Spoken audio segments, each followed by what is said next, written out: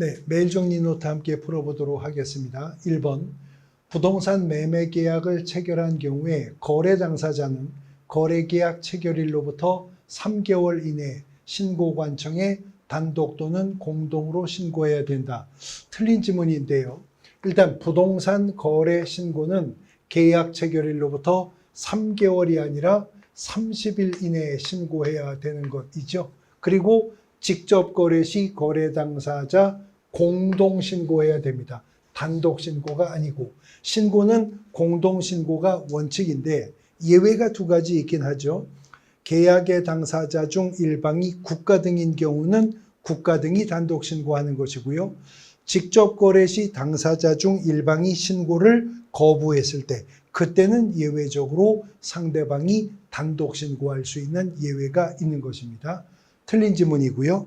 2번, 주택법에 따라 지정된 조정 대상 지역에 소재하는 주택으로서 실거래 가격이 5억 원이고 매수인이 국가인 경우에 국가는 매도인과 공동으로 실거래 가격 등을 신고해야 된다. 틀렸습니다. 투기과열지구나 조정 대상 지역이라고 하더라도 계약의 당사자가 국가인 경우에는 그 국가 등이 단독 신고해야 되는 경우이기 때문에 그렇죠. 이어지는 3번. 거래 대상 종류가 공급 계약인 경우에 물건별 거래 가격 및 총 실제 거래 가격에 부가세 포함한 금액을 적는 거 맞죠?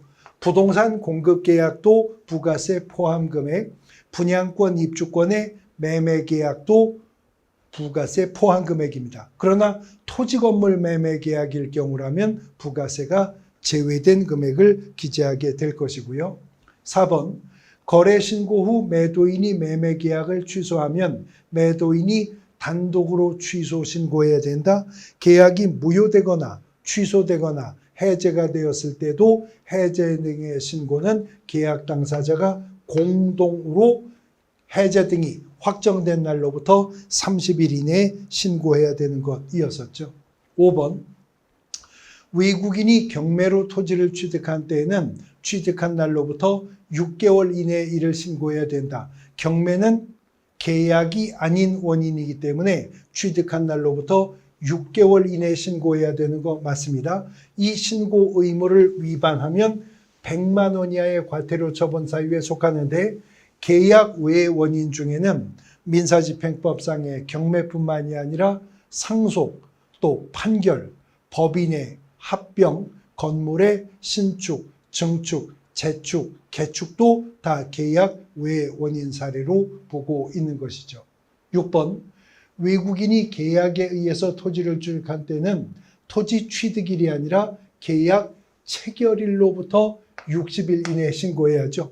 체결일로부터 60일 이내에 신고하지 않았을 때 이것은 300만 원 이하의 과태료 처분 사유에 속하게 될 겁니다. 7번, 토지거래 계약을 허가받은 자는 원칙적으로 5년의 범위에서 토지를 허가받은 목적대로 이용을 해야 되는 거죠. 허가를 받아놓고도 허가받은 목적대로 이용하지 않으면 이행명령의 대상이 되고요. 이행명령을 부과받고도 이행명령을 이행하지 않으면 이때는 이행이 될 때까지 1년에 한 번씩 이행강제금이 반복 부과 징수되게 될 겁니다.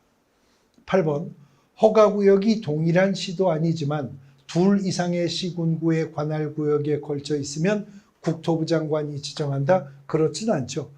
허가구역이 둘 이상의 시도에 걸쳐 있을 때는 국토부 장관이 지정한다. 이건 예외도 없죠.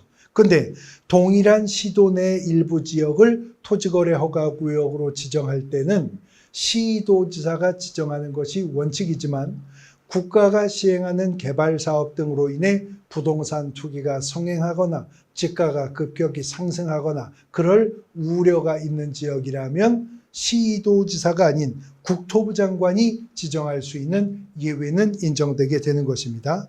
9번, 토지거래 허가구역의 지정기간은 5년 이내의 범위 내에서 허가구역이 지정이 되는 것이죠. 10번, 토지거래 허가 대상 권리는 토지에 관한 소유권, 지상권의 이전, 설정, 예약을 포함한 계약인데 대가성이 있는 계약, 유상계약이어야 됩니다. 그러므로 증여나 토지 수용이나 경매 등은 토지거래 허가 대상이 아닌 것이 맞는 것이죠. 유상의 소유권이나 지상권의 설정 이전 예약을 포함한 계약을 체결하고자 할 때 계약 전에 계약을 체결하고자 하는 당사자가 허가를 받도록 하고 있는 제도이기 때문에 그렇습니다. 메일 정리로 함께 풀어보셨습니다.